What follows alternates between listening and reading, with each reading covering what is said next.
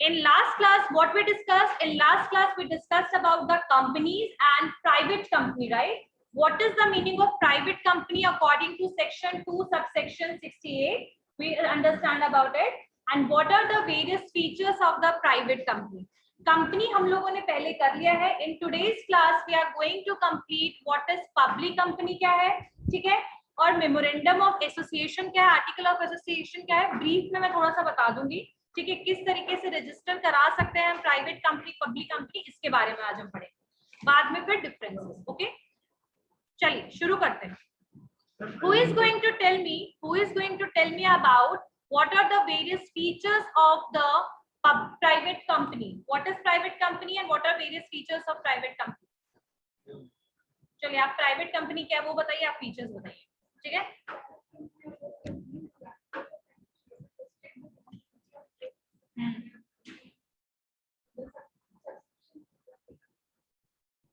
Basically the private company, वैसी private और public company को डिफरेंशिएट करने के लिए सबसे मेजर जो पॉइंट वो ये है, that is transferability of shares. यानी जो शेयर्स है वो आपके वो ट्रांसफर नहीं हो सकते हैं प्राइवेट कंपनी में, बल्कि पब्लिक कंपनी यानी लिमिटेड कंपनी में. Okay, so who is going to tell me about the features of the private companies? Yes. First feature is according to Article 2, subsection 68. पहले ये था कि 1 लाख रुपीस को जमा करना होगा private. 1 lakh rupees is the capital होगा. बट इन 2015 के बाद, अमेंडमेंट के बाद में उसको चेंज करके वो अब कोई लेवल मिनिमम नहीं है, लिमिट. और दूसरा है कि मैम शेयर्स के बारे में, प्राइवेट कंपनी का शेयर्स एज ए पब्लिक नहीं हो सकता.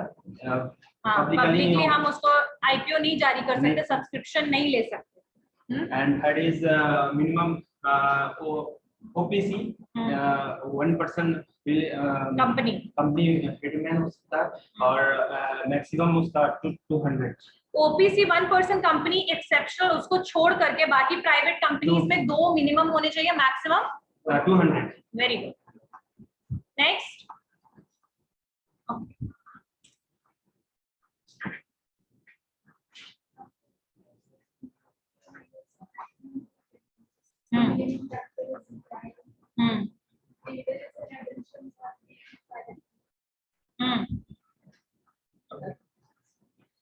प्राइवेट कंपनी जो है बेसिकली उसमें सबसे मेन जो मैंने डिफरेंस बताया, that is on the transferability of shares. And the second one is like, इसमें क्या होगा सेकंड, कि यहाँ पर आपके जो फीचर्स हैं कि इसमें 2 लोग होने चाहिए, ओपीसी को छोड़ के 1% कंपनी को 2013 में शामिल कर लिया गया है, ठीक है? लेकिन ओपीसी 1% कंपनी को छोड़ के मिनिमम कितने लोग होने चाहिए? 2 लोग होने चाहिए, ठीक है? मिनिमम मैक्सिमम 200 लोग होने चाहिए, ठीक है? और थर्ड क्या था आपका इसमें, कि इसमें आपकी जो basically it's not related with the liability and all. एक आपका था on the basis of members, on the basis of transferability of shares, और एक और थर्ड क्या था? On the basis of capital कोई minimum capital is not required nowadays. Earlier that was 1 lakh rupees, but after amendment of 2015 आपका 1 रुपया भी अब कोई भी लिमिट नहीं है कैपिटल, ठीक है? Now there are the types of private companies. Types of private companies क्या था? लेकिन चलिए फिर से शुरू करते हैं, अब हम अपना थोड़ा सा पब्लिक कंपनी कर लेते हैं. उसके बाद फिर फिर थोड़ा सा फिर हम क्या करेंगे, memorandum of association, article of association करेंगे. चलिए लेट्स स्टार्ट. पब्लिक कंपनी में कुछ रह गया था. What are the limitations of the private company? अच्छा, प्रिविलेजेस भी था ना प्राइवेट कंपनी का, पहले प्रिविलेजेस लिखो फिर लिमिटेशन लिखेंगे. What are the privileges given to the private company? चूंकि इनके शेयर्स जो है वो मार्केट में नहीं आते हैं पब्लिक कंपनी की तरह, तो यहाँ पर गवर्नमेंट ने कुछ प्रिविलेज दे रखा है. प्रिविलेज का मतलब कुछ एग्जाम्पशन दे रखा है, कुछ सुविधा दे रखा है. किसको दे रखा है सुविधा? प्राइवेट कंपनीज को. वो सुविधाएं जो प्रिविलेजेस है वो हम लिखते हैं, ठीक है? प्रिविलेजेस ऑफ प्राइवेट कंपनीज लिखो. और प्रिविलेजेस क्या क्या मिलते हैं देखिए. सबसे पहला प्रिविलेज होता है आपको एजीएम में प्रिविलेज मिलता है. एजीएम का फुल फॉर्म क्या होता है? Annual general meeting. सो एनुअल जनरल मीटिंग्स में हम लोग को एक रिपोर्ट बनाना था हर साल एक एनुअल जनरल मीटिंग करना कंपलसरी है दोनों प्राइवेट और पब्लिक कंपनी के। उस एनुअल जनरल मीटिंग में शेयर होल्डर्स को भी इनवाइट किया जाता है और यहाँ पर कोई भी चेंजेस हो, डिसीजंस लेने हो रिगार्डिंग टू कंपनी, वो लिया जाएगा।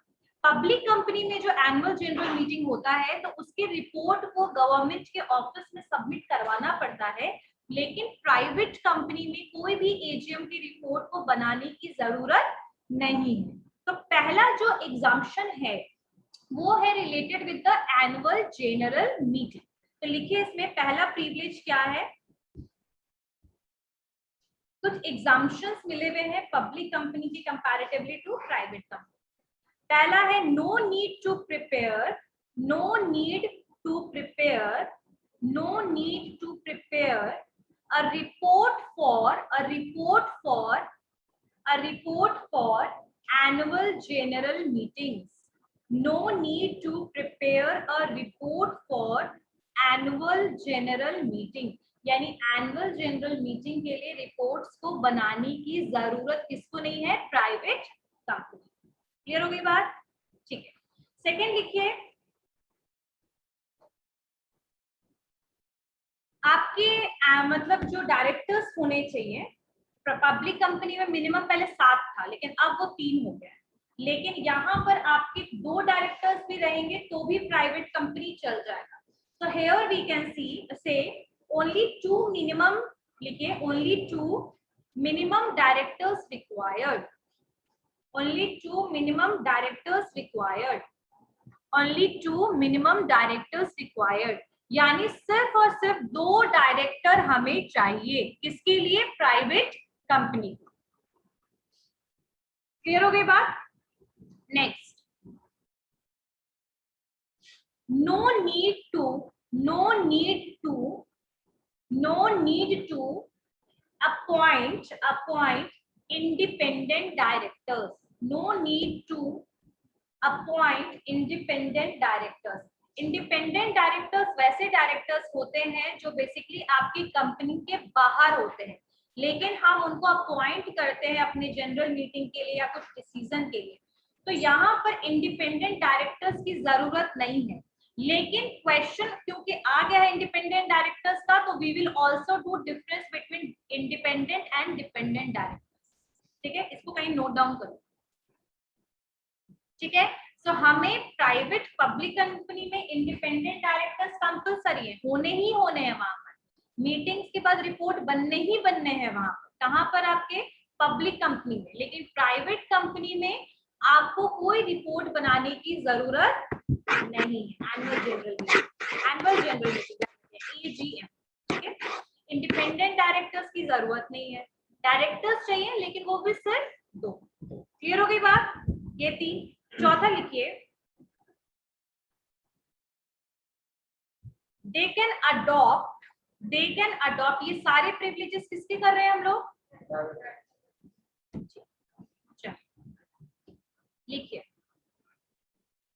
they can adopt additional ground for disqualification of directors and vacation of their office. vacation नहीं होता छुट्टी पे जाना, vacation of their office. They can adopt additional grounds for disqualification of directors and vacation of their office. इसका मतलब क्या हुआ? समझ आया? लाइन समझ आया? तुमसे पूछूं जसवंत? यहाँ पर कहने का मतलब ये है कि अगर आपको किसी भी डायरेक्टर को हटाना हो, डिस्क्वालीफाई करना हो, छुट्टी पे भेजना हो, तो आप कोई भी एडिशनल ग्राउंड को यूज कर सकते हो, यानी कोई भी आप एक्सक्यूज को ले सकते हो उनको हटाने के लिए। कोई एक प्रॉपर प्रोसीजर की जरूरत नहीं है like the public company, but you can disqualify और you can remove the directors easily by the additional ground. किसी भी बेसिस पे you can disqualify the directors. ठीक है, but in the public company there is a proper procedure for removing any director. ठीक है, चलिए next.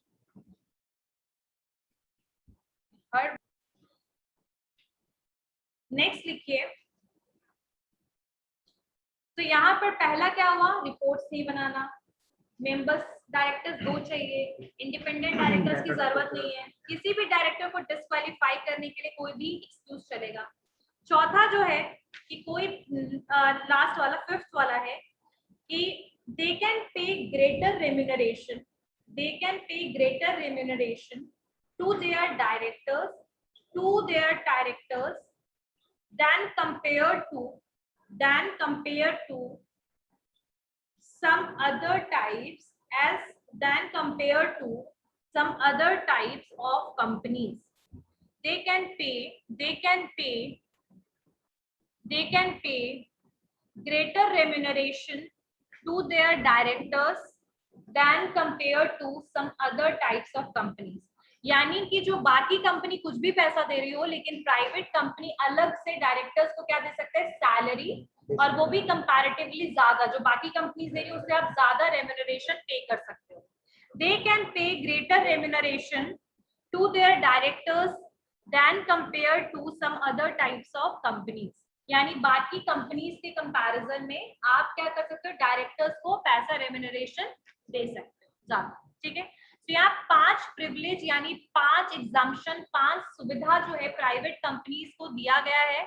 ना ही आपको रिपोर्ट बनाना है, ना ही डायरेक्टर्स ज्यादा चाहिए, ना ही आपको इंडिपेंडेंट डायरेक्टर्स को अपॉइंट करना है, किसी भी डायरेक्टर को आप अपने बेसिस पे हटा सकते हो, प्रोसीजर नहीं चाहिए लिमिटेड कंपनीज की तरह, और आप डायरेक्टर्स को रेम्यूनरेशन सैलरी भी अच्छा खासा पे कर सकते हैं। क्लियर हो गई बात? दीज आर द प्रिविलेजेस, फायदे कुछ मिले हैं प्राइवेट कंपनीज। नेक्स्ट है क्या लिमिटेशन है प्राइवेट कंपनी। लिमिटेशन मतलब क्या होता है, क्या क्या कमी है, लिमिट है, कैसे प्राइवेट कंपनी जो है वो उसमें क्या क्या दिक्कतें हैं, लिमिटेशंस क्या क्या। लिखिए, अब जैसे पब्लिक कंपनी में पैसा तो इजीली ले सकते हैं ना, शेयर्स को इश्यू करके, प्राइवेट कंपनी में तो नहीं कर सकते रेज पैसे को, पब्लिक को तो दे नहीं सकते, लेकिन एम्प्लॉइज को हम लोग शेयर्स इश्यू करते हैं, शॉप कहते हैं उसको। ठीक है, तो बेसिकली ये हम इसमें पहला लिमिटेशन तो यही हो गया। 1 मिनट, पहला लिमिटेशन लिखो प्राइवेट कंपनी का, private companies can not freely transfers share to the public, यानी कंपनी के जो शेयर्स हैं उसको हम लोग कभी भी नहीं दे सकते फ्रीली, जैसे पब्लिक कंपनीज इशू करती है ना। कितने लोगों ने शेयर ले रखा है यहाँ पर, ठीक है ना? तो बेसिकली आप लोगों को तो पता ही है कि हम लोग लिमिटेड कंपनीज का ही शेयर्स ले सकते हैं, फ्रीली ट्रांसफर नहीं हो सकता। सेकेंड लिखिए,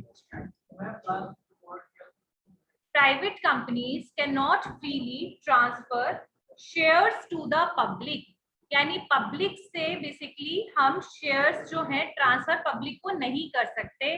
पब्लिक को हम जो कैपिटल जो होता है उसको छोटे छोटे पार्ट में बांट देते हैं ना, 10 रुपए का शेयर, एक शेयर 10 रुपए का। मान लो किसी का 1 लाख रुपए कैपिटल है, 1 लाख रुपीज कैपिटल है, इसको हमने डिवाइड कर दिया मान लो 20 शेयर्स में, है ना? 20 शेयर्स में अगर हम लोगों ने ट्रांसफर कर दिया,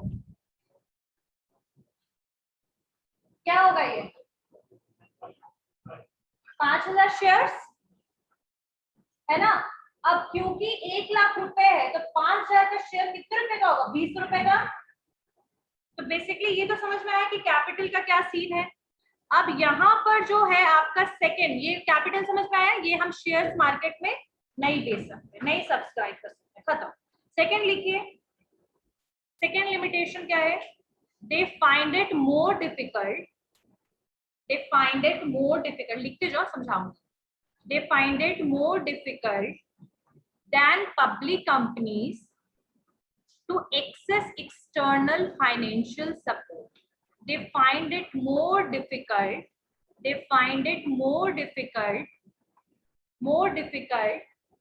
than public companies to access external financial support.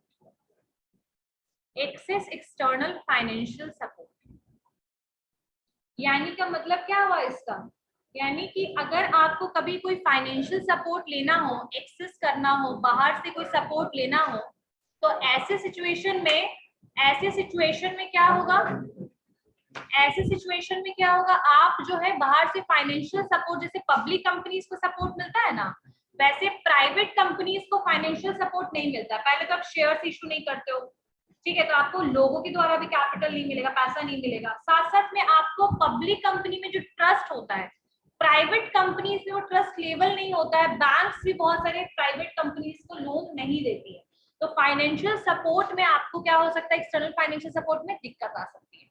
लिखिए लिखिए, they find it more difficult than public companies to access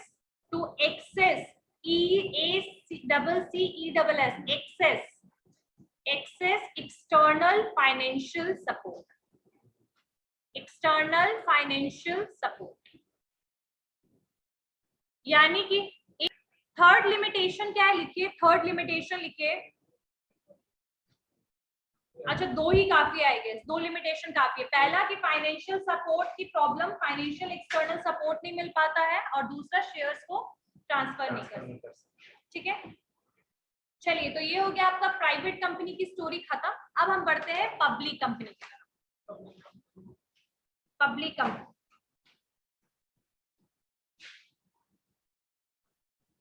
अच्छा, पब्लिक कंपनीज के बैक साइड में क्या लगता है, सफिक्स क्या होता है उसका, पब्लिक लिमिटेड या सिर्फ लिमिटेड, राइट। तो पब्लिक कंपनी क्या है 2013 के हिसाब से, उसको लिखिए।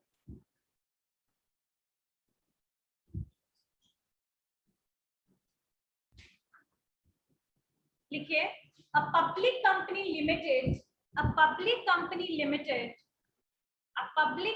लिमिटेड, इसमें नाम ही में पब्लिक है, यानी पब्लिक को इंक्लूड करते हैं, है ना। चलिए, अ पब्लिक कंपनी लिमिटेड, ये public company limited company under company act 2013, Indian companies act 2013, a public company limited या पब्लिक लिमिटेड कंपनी, ठीक है, या पब्लिक कंपनी लिख लो, लिमिटेड हटा दो, बस सफिक्स में लगाना है।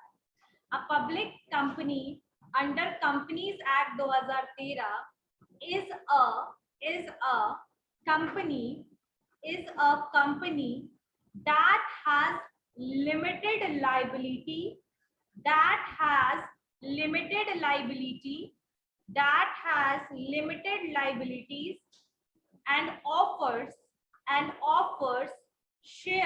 and offers shares to the general public. A public company under Companies Act 2013 is a company that has limited liability and offers shares to the general public, यानी just उसके opposite general public. और मैं तुम लोगों को बताऊं एक और डेफिनेशन है, the company that is not private company is a public company। ये भी डेफिनेशन ही है, पता है, ठीक है ना, तो कॉन्सेप्ट समझ में आया। चलिए आगे बढ़ते हैं। अब इसमें जो भी आईपी होता है, इनिशियल पब्लिक ऑफर, ठीक है। तो यहाँ पर जो स्टॉक है, यानी यहाँ पर आईपीओ वगैरह जो है, ये स्टॉक मार्केट्स वगैरह में मतलब जारी हो जाता है, एनएससी में, मतलब नेशनल स्टॉक एक्सचेंज में इस पब्लिक लिमिटेड को रजिस्टर कराना पड़ता है। उसके बाद they are easily able to trade their share, यानी ट्रेडिंग करना, स्टॉकिंग करना दे कैन स्टार्ट, ठीक है।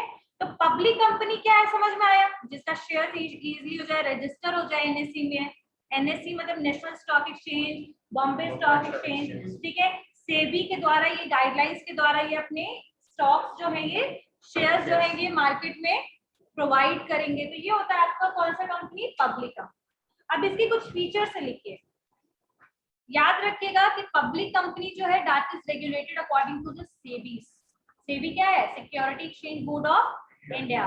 तो बेसिकली यहाँ पर बहुत ज्यादा शेयर होल्डर्स के प्रोटेक्शन के लिए, शेयर होल्डर्स के प्रोटेक्शन मतलब क्या है, कल को मैंने 10 शेयर लिया, तो हाँ, डीमैट अकाउंट होता है ना, डीमेटेरियलाइज अकाउंट बोलते हैं। तो बहुत सारे लोगों का बैंक जब में अकाउंट ओपन कराओगे ना, तो डीमैट अकाउंट का ऑप्शन पूछता है कि आपको डीमैट भी ओपन कराना है। तो डीमैट अकाउंट के थ्रू हम लोग स्टॉक को क्या करते हैं, ट्रेडिंग करते हैं, है ना। नॉर्मल अकाउंट से नहीं कर सकते हो, डीमैट अकाउंट से करना पड़ेगा, ठीक है। तो यहाँ पर जो आपका डीमैट मतलब जो आपका बेसिकली जो शेयर होल्डर्स के प्रोटेक्शन के लिए अब बहुत सारी ट्रांसपेरेंसी आ गई है, कंपनी और शेयर होल्डर्स के बीच में ट्रांसपेरेंसी है, ताकि आप इजीली शेयर्स का रेट देख सके, कंपनी का फाइनेंशियल हेल्थ देख सके और बाद में आप शेयर खरीद सके। ठीक है, तो स्ट्रिक्ट रेगुलेशंस फॉलो करना पड़ता है किसको? Public company. आ गई बात समझ में? पब्लिक का पैसा डूबना तो नहीं चाहिए ना, इसीलिए। चलो आगे पढ़ते हैं हम लोग। What are the basically characteristics of features of the public company? Public companies के क्या क्या features हैं? Public company के characteristics लिखिए। डायरेक्टर्स, सबसे पहला डायरेक्टर्स, डायरेक्टर्स पहला फीचर डायरेक्टर्स। यहाँ पर पब्लिक कंपनी को स्टार्ट करने के लिए इसमें कितने चाहिए? 3 डायरेक्टर्स चाहिए। ठीक है, और यहाँ लिखिए कोई मैक्सिमम नंबर ऑफ डायरेक्टर्स पे रिस्ट्रिक्शंस नहीं है, लेकिन 1 पर्सन कंपनी जो होता है ना उसमें ना सिर्फ और सिर्फ 15 डायरेक्टर्स मैक्सिमम होते हैं। लेकिन ओपीसी को साइड करो, या तो पता लगे कंफ्यूज ही होगा।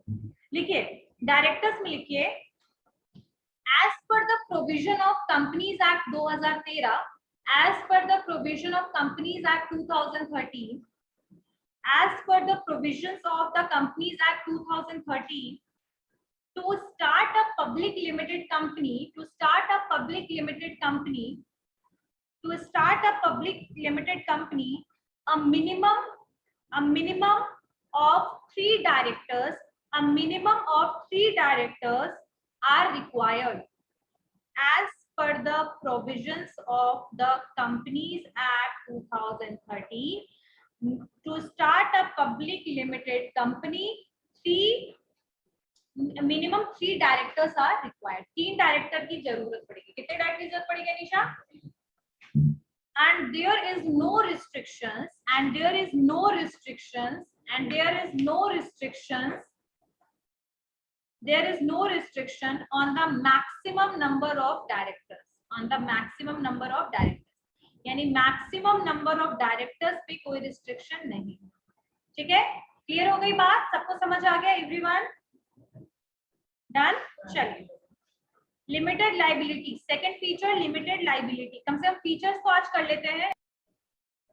Limited liability, limited liability, limited liability का कंसेप्ट समझ में आ ही गया होगा कि अगर किसी के पास भी शेयर्स है, मान लीजिए किसी के पास 5000 का शेयर्स है, तो ऐसे केस में उसकी लाइबिलिटी सिर्फ 5000 की है। शेयर होल्डर्स कौन होते हैं? मेंबर्स होते हैं कंपनी के। मेंबर्स जो होंगे कंपनी का, जरूरी नहीं कि कल को कंपनी डूब गया और इसके पास 20000 का शेयर होता है तो 20000 से ज्यादा ये 20 लाख रुपए भरेगा, नहीं, ये 20,000 रुपए इसका पैसा डूब सकता है, यानी इसका पैसा उतना ही डूबेगा जितने रुपए का इसके पास कंपनी का शेयर। आई बात समझ में? तो इसमें लिख लीजिए, लाइबिलिटी में लिखिए, लिमिटेड लाइबिलिटी में लिखिए the liability of each share holder, the liability of each share holder, the liability of each share holder. Online class, turn on your camera. The liability of each share holder is limited, is limited. ठीक है, the liability of each share holder is limited. A shareholder of a public limited company, a shareholder of a public limited company is not personally responsible, is not personally responsible for any, not personally responsible for any loss, for any loss or debts of the company, is company, public limited company is not personally responsible for any loss or debts of the company for any amount greater than the amount invested by them।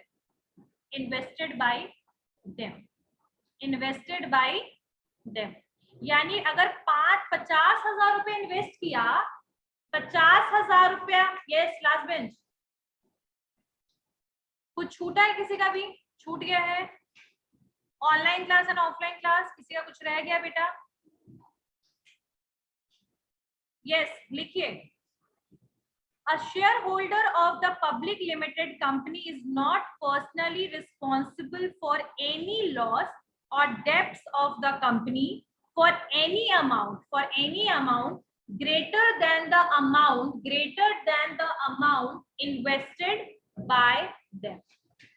50,000 रुपए invest किया, 50,000, अगर मान लो कि 50,000 invest किया है और मान लो कि यहाँ 50 लाख का लॉस हुआ, तो बस 85,000 के लिए वो लाइबल है, रिस्पॉन्सिबल।